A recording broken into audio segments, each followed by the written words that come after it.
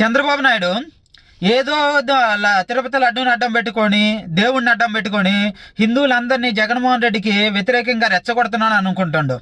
ఆ హిందువులే జగన్మోహన్ రెడ్డిని తొక్కాలి, హిందూ వ్యతిరేకి అన్నట్టుగా చిత్రీకరించాలనుకుంటుండు.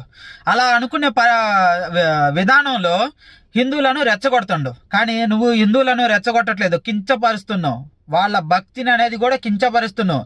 నువ్వు ప్రతి ఒక్క గుడిలో లడ్డూలో ఇవి కలిసిన అవి కలిసిన అంటే వాళ్ళు ఇన్ని రోజులు వాళ్ళకు కూడా ఒక ఆలోచన వచ్చింది.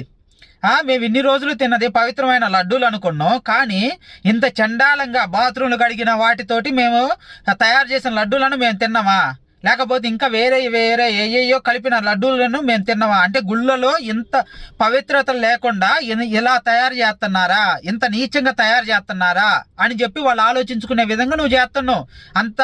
అంతగా వాళ్ళని దిగజార్చేలాగా చేస్తున్నావు నువ్వు.